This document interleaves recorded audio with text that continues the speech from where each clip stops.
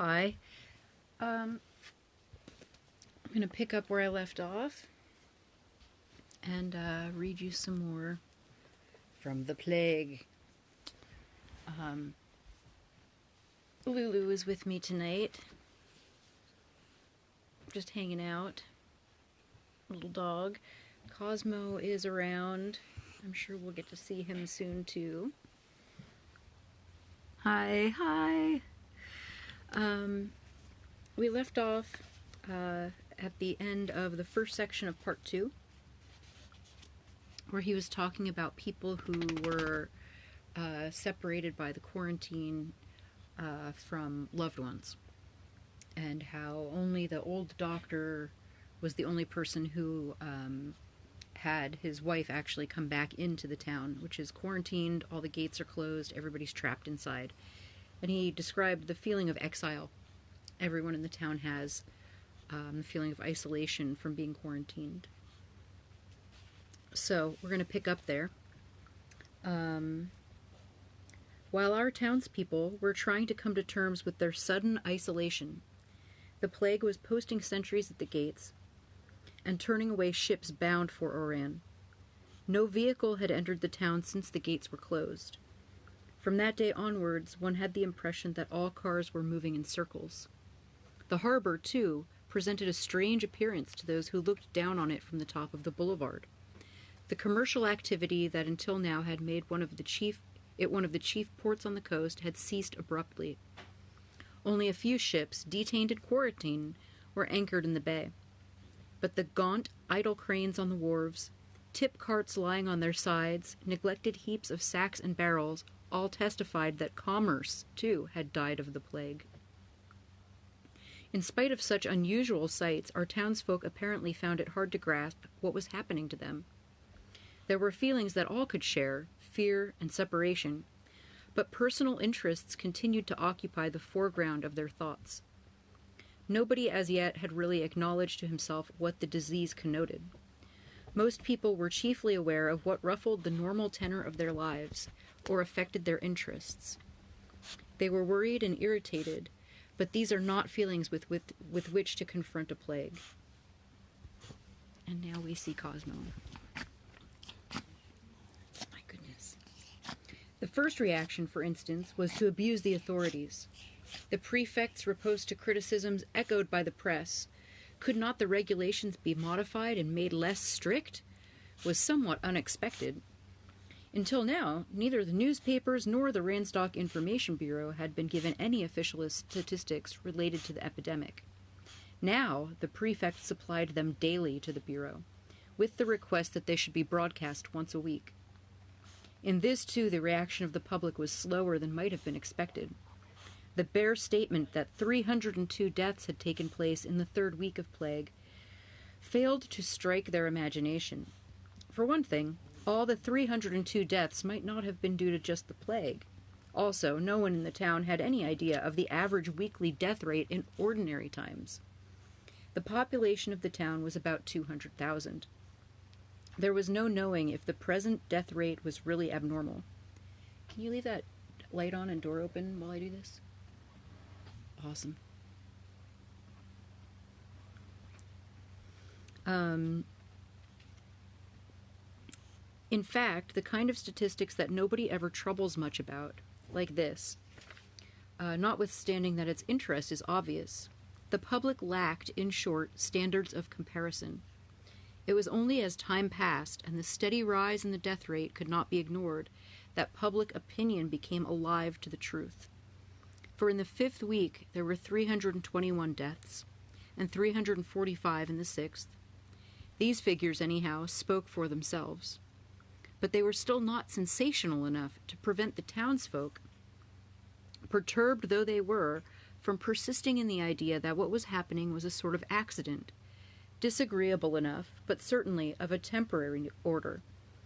So they went on, strolling about the town as usual, sitting at tables at the cafe. Generally speaking, they didn't lack courage, bandied more jokes than lamentations, and made a show of accepting cheerfully the unpleasantness that obviously could pass soon. In short, they kept up appearances. However, toward the end of the month, about the time of the week of prayer, which will be described shortly, there were more serious developments altering the whole aspect of the town. To begin with, the prefect took measures to control the traffic and food supply. Gasoline became rationed, and restrictions became placed on the sale of foodstuffs. Reductions were ordered in the use of electricity. Only necessities were brought in by road or air to Oran. Thus the traffic thinned out until hardly any private cars were on the roads. Luxury shops closed overnight, and others began to put up sold-out notices on their doors, while crowds of buyers stood waiting at the door to buy. Oran assumed a novel appearance. You saw more pedestrians, and in the slack hours, numbers of people, reduced to idleness because the shops and many offices were closed, crowded in the streets and the cafes. For the present, they were not unemployed, merely on a vacation. So it was that on fine days, around 3 in the afternoon, Oran brought to mind a city where public rejoicing is in progress. Shops are closed, and traffic is stopped to give a merry-making populace the freedom of the streets. Naturally, the picture houses benefited by this situation and made money hand over fist. They had one difficulty, however, providing a change of program, since the circulation of movies in the region had been suspended. After a fortnight, the various cinemas were obliged to exchange films, and after a further lapse of time, to show the same program over and over. In spite of this, their money takings did not fall off. The cafes, thanks to the big stock accumulated in a town where wine and liquor trade holds a pride of place, were equally able to cater to their patrons. And to tell the truth, there was a lot of heavy drinking. One of the cafes had a brilliant idea and put up a slogan outside. The best protection against infection is a bottle of good wine, which confirmed a prevalent opinion that alcohol was a safeguard against infectious disease. Every night, around 2 a.m., a number of drunken men ejected from the cafes staggered down the streets, optimistically. Yet all these changes were, in one sense, so fantastic and had been made so quickly that it wasn't easy to regard them as likely to have any permanence, with the result that we went on focusing our attention on our personal feelings. While leaving the hospital 2 days after the gates were closed, Dr. Ryu met Cottard in the street. The little man was beaming with satisfaction. Ryu congratulated him on his appearance. "Well, yes," Cottard said, "I'm feeling very well. Never was better in my life. But tell me, doctor, this blasted plague, what about it? Looks mighty serious, isn't it?" When the doctor nodded, he continued, exuberantly, "And there's no reason for it to stop now. The town's going to be in an old, unholy mess by the look of things." They walked a little way together. Cottard told the story of a grocer in the street who had laid by masses of canned provisions with the idea of selling them later on at a big profit. When the ambulance men came to fetch him, he had several dozen cans of meat even under his bed. "He died in the hospital. There's no money in the plague, I think." Cottard was a mine of stories of this kind, true or false, about the epidemic. One of them was about a man with all the symptoms, running a high fever, who ran into the street, threw himself upon the first woman he met, and embraced her, screaming that he'd got it. "Good for him," said Cottard. But then his next remark belied his gleeful exclamation. "Anyhow, we'll all be nuts before long, unless I'm much mistaken." It was on the afternoon of the same day that Grand at last unburdened himself to Ryu.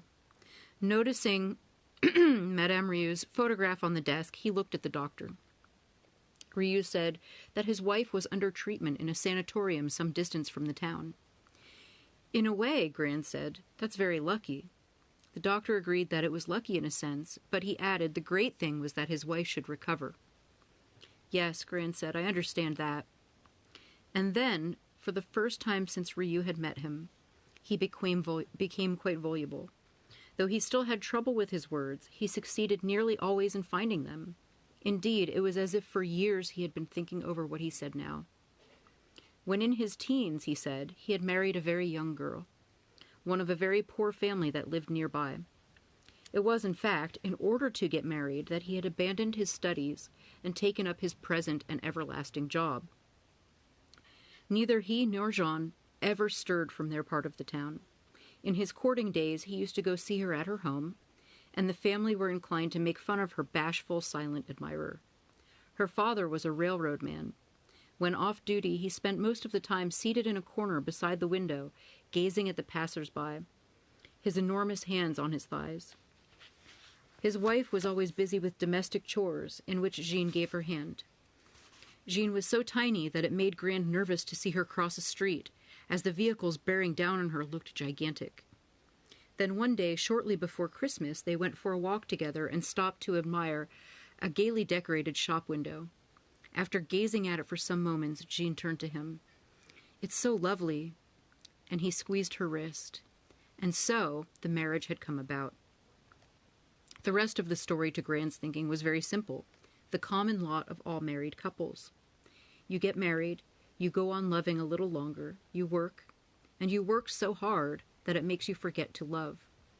As the head of the office where Grand was employed had not kept his promise, Jean too had to have a job. At this point, a little imagination was needed to grasp what Grand was trying to convey.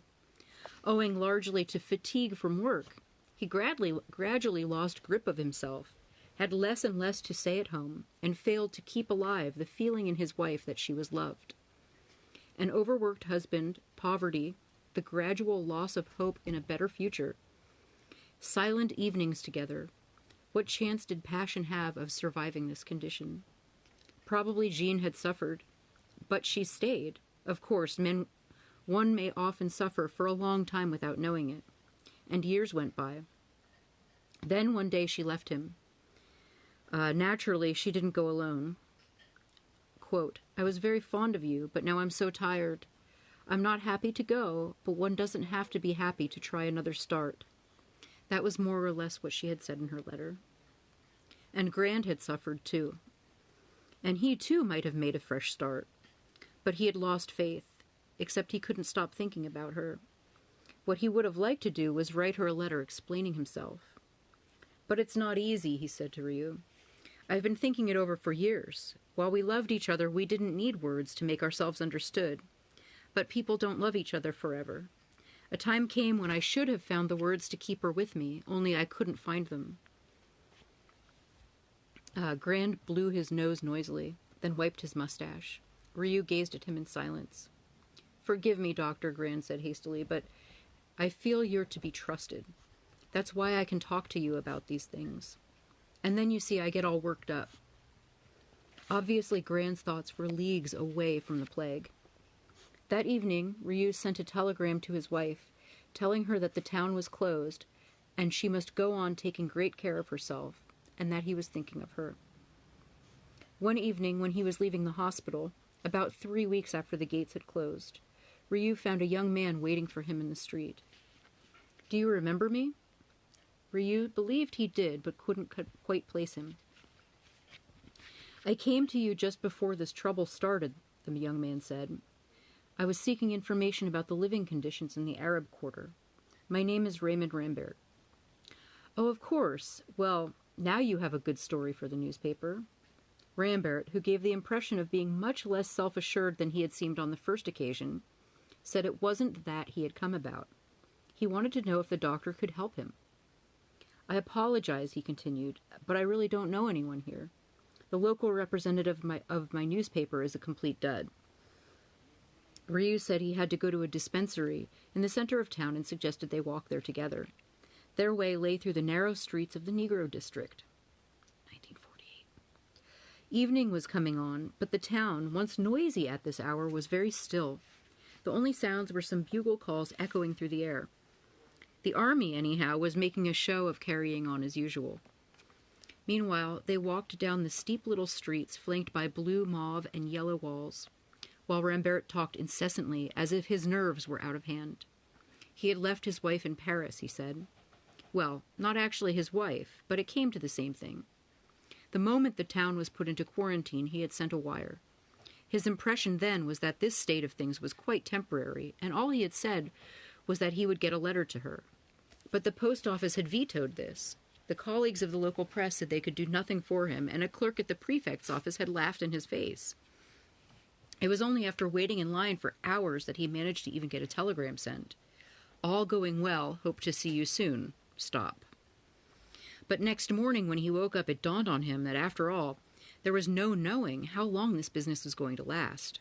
So he decided to leave the town at once. Being able, thanks to his professional status, to pull strings, he secured an interview with an official at the prefect's office.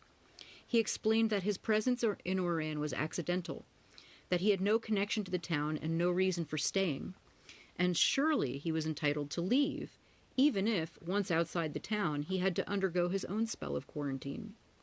The official told him he appreciated the position, but no exceptions could be made.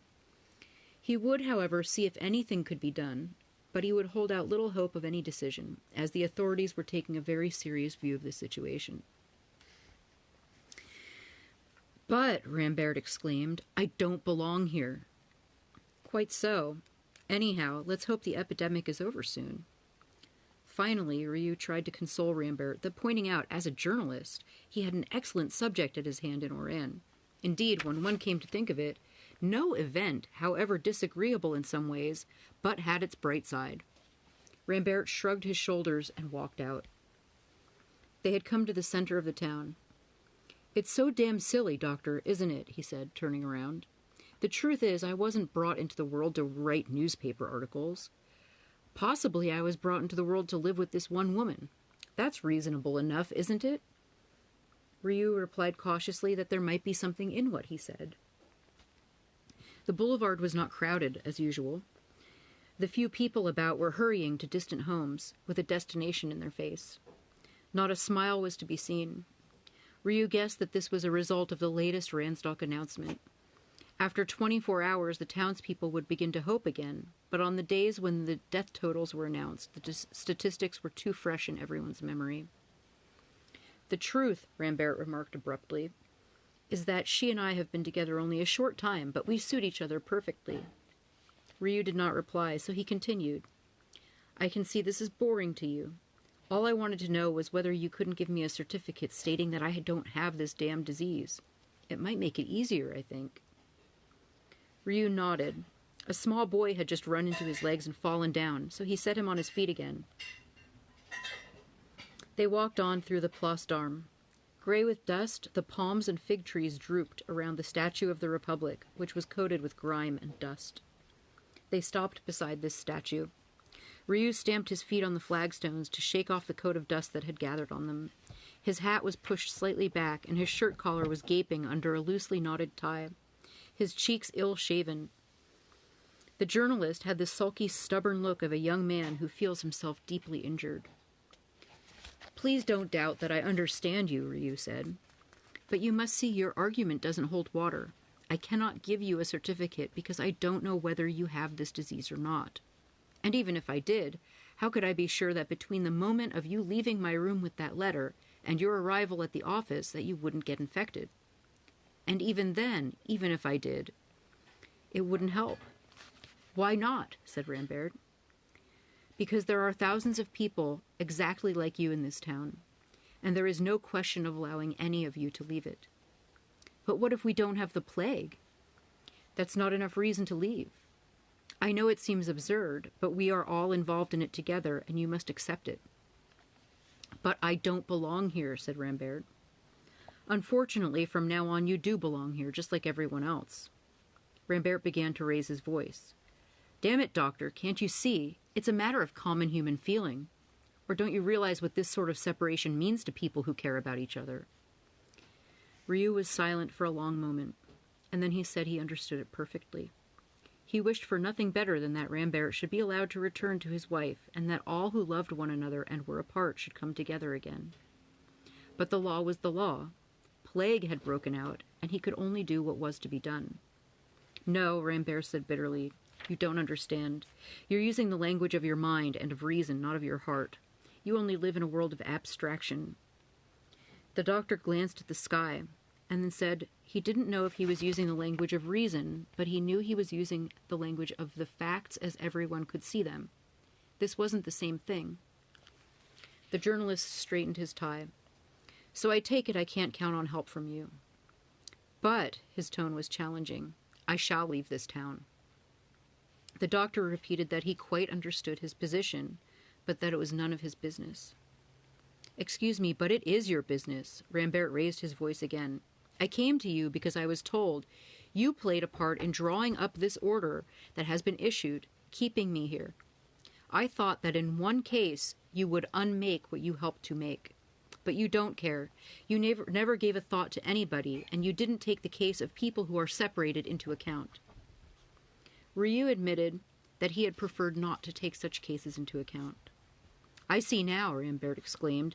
"Soon you'll be talking about the interest of the general public. But public welfare is merely the sum total of the private welfare of all of us." The doctor abruptly woke up from his dream. "Come on now," he said. "There's that, but there's more to it. It doesn't do to rush to conclusions, and you don't have any reason to feel angry at me. I assure you that if you can find a way out of your quandary, I will be very pleased. But if there are things that my official position disbars me from doing, I will not do them." Rambert tossed his head petulantly. "I was wrong to show annoyance, and I've taken up too much of your time already." Ryu said that he should let him know how he got on with his project of escape, and asked him not to bear a grudge for not having been more helpful. He was sure, he added, that there was some common ground on which they could meet. Rambert looked perplexed, and then said, "Yes, I think so too, in spite of myself, and in spite of all that you've said." He paused. "Still, I cannot agree with you." Pulling his hat down over his eyes, he walked away quickly. Ryu saw him enter the hotel where Teru was staying. After a moment, the doctor nodded to himself, as if approving of a thought that had crossed his mind. The journalist was right in refusing to be balked of his happiness. But was he right in reproaching him, the doctor, with living in a world of abstraction? Could that word be applied to the days that he spent in the hospital while the plague was battening on the town, raising the death toll to 500 victims a week? An element of abstraction, of divorce from reality, entered into such calamities. Still, when abstraction sets to killing you, you've got to get busy with it. And so much Ryu knew, that this was not the easiest course. Running this hospital, for instance, of which he was in charge. There were now 3 such hospitals. It was no light task. He had a room leading into his surgery installed, equipped for dealing with the patients on arrival. The floor had been excavated and replaced with a shallow lake of water and crucilic acid, in the center of which was an island made of brick. A patient would be carried to this island, undressed, and his clothes dropped into the disinfected water. After being washed, dried, and dressed in one of the coarse hospital nightshirts, he was taken to Ryu for examination, and then carried to a ward. This hospital, the schoolhouse, now contained 500 beds, all of which were occupied. After the reception of the patients, which he personally supervised, Ryu injected serum, lanced buboes, checked statistics, and returned for his afternoon round of consultations. Only when night had fully set in would he start on his round of visits, and he did not get home until a very late hour. On the previous night, his mother, while handing him a telegram from his wife, had remarked that his hands were shaking. "Yes," he said, "but it's only a matter of sticking to it, and my nerves will steady. You'll see." He did have a robust constitution, and as yet was not really tired. Still, the visits were beginning to put a great strain on his endurance. Once the epidemic was diagnosed, the patient had to be evacuated right away. Then began abstraction, a tussle with the family, who knew they would never see the sick person again until he was dead or cured. "Have pity, doctor," said Madame Loret, mother of the chambermaid at Teru's hotel, who made the appeal. An unnecessary appeal. Of course he had pity, but what purpose did pity serve? He had to make the phone call, and soon the ambulance would be heard coming down the street. At first, the neighbors would open windows and watch, but later they began to close them. Then, the second phase of conflict, tears and pleading, abstraction, in a word. In those feverishly hot, nerve-ridden sick rooms, crazy scenes took place. But the issue was always the same. The patient must be removed, and then Ryu, the doctor, could leave. In the early days, he had merely telephoned for the ambulance and then rushed off to see other patients without waiting. But But as soon as he was gone, the family would lock and bar the doors, preferring to live with the plague to a parting whose leaving they knew only too well. This would follow with screams, battering down doors, action by the police and armed forces, the patient being taken by storm. So during the first few weeks, Ryu was compelled to stay until each patient was picked up by the ambulance, simply to prevent families from locking them out. Later on, by the time a doctor was accompanied by a volunteer police officer, Ryu could hurry away to the next patient. But to begin with, every evening was like the evening when he was called in for Madame Laurey's daughter. He was shown into a small apartment decorated with fans and artificial flowers. The mother greeted him with a faltering smile. "I do hope it's not the fever everyone's talking about." When lifting the coverlet and her chemise, he gazed in silence at the red and black blotches on the girl's thighs and stomach, and the swollen ganglia. After one glance, the mother began to shrilly cry uncontrollable moans of grief. And every evening mothers wailed, with a distraught abstraction as their eyes fell on the stigmata of limbs and bellies. Every evening hands gripped Ryu's arms, with a rush of useless words and promises and tears, and every evening the nearing sound of the ambulance provoked scenes as vain as every form of grief. Ryu had nothing to look forward to, but a long sequence of these scenes, renewed and repeated again and again. Plague, like an abstraction, was monotonous. Only one factor changed, and that was the doctor himself. Standing at the foot of the statue of the Republic that evening, he felt it. All he was conscious of was a bleak indifference steadily gaining on him as he gazed at the door of the hotel Rambert had just entered.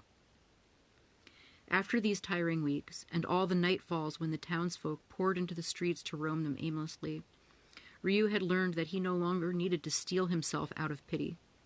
One grows out of pity when it becomes useless. And in this feeling that his heart had closed in on itself, the doctor found a solace, his only solace, for the almost unendurable burden of his days. This, he knew, would make his job easier, and therefore he was glad to have it. When he came home at 2 or 3 in the morning, and his mother was shocked at the blank look he gave her, she was deploring precisely the only alleviation that he could then experience. To fight abstraction, you must have something of it in your own makeup. But how could Rambert be expected to grasp that? Abstraction for him was all that stood in the way of his happiness. In fact, Ryu had to admit the journalist was right. But he knew also that abstraction proves itself stronger than happiness. And then, if only then, it has to be taken into account. And this was what was going to happen to Rambert, as the doctor was to learn when, much later, Rambert told him more about himself. So he was enabled to follow, on a different plane, the dreary struggle in progress between each man's individual happiness and the vast abstraction of the epidemic, which constituted the whole life of the town for a long period of time. That's the end of a section. I'm going to drink some water. Let's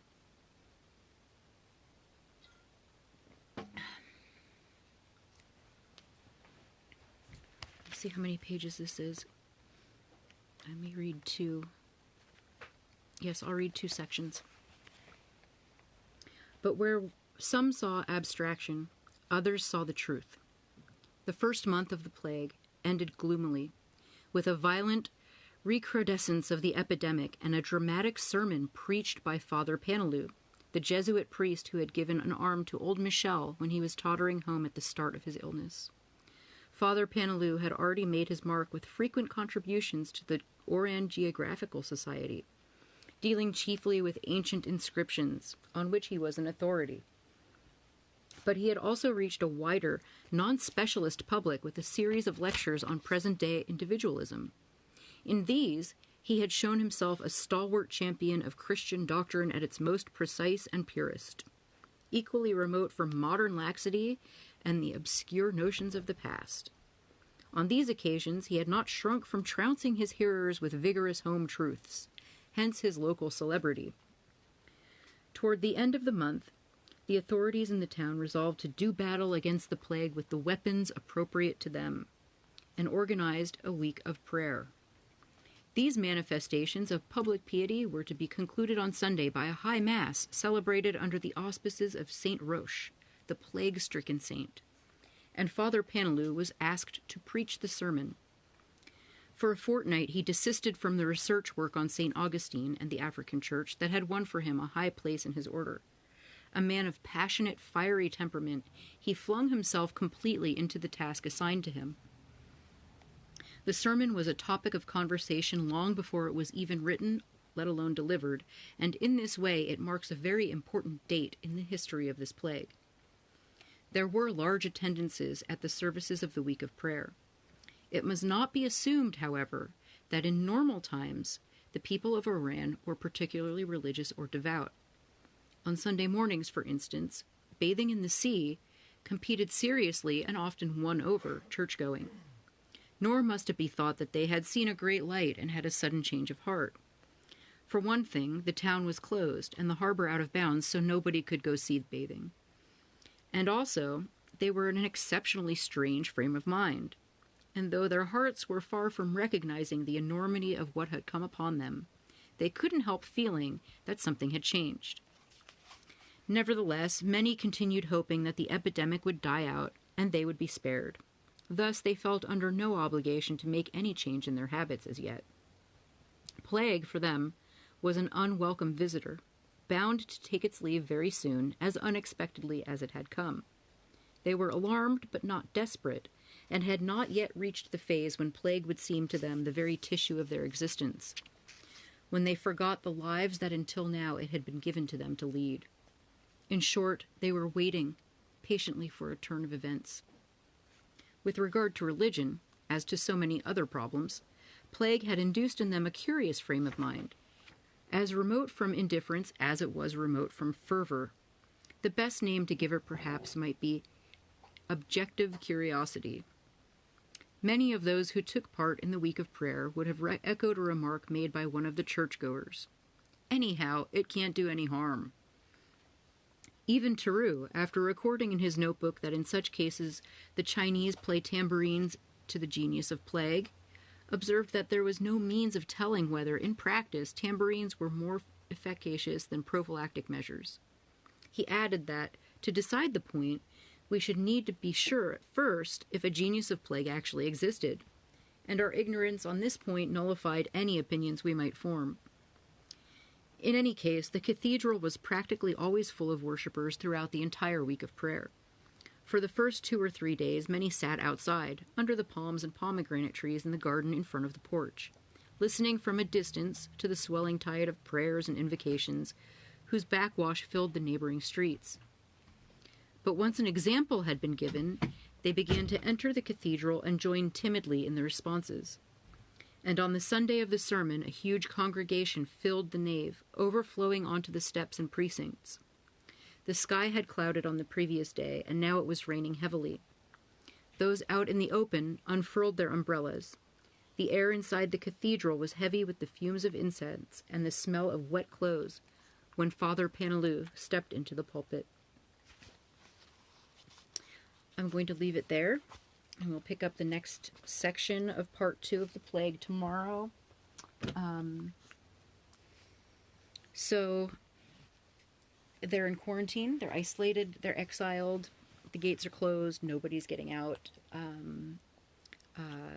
They're not really becoming religious or anything crazy. I mean, it's not a Stephen King book, so of course we're not going to have that kind of thing happening, but they're definitely bored.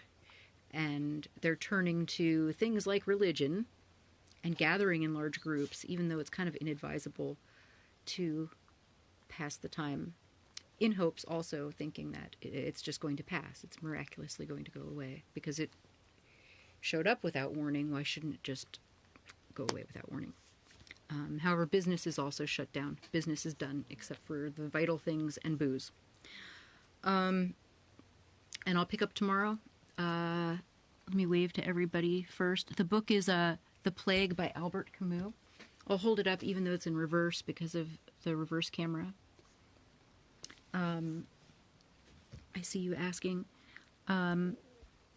So, hi, I'm waving to everybody on the little list here.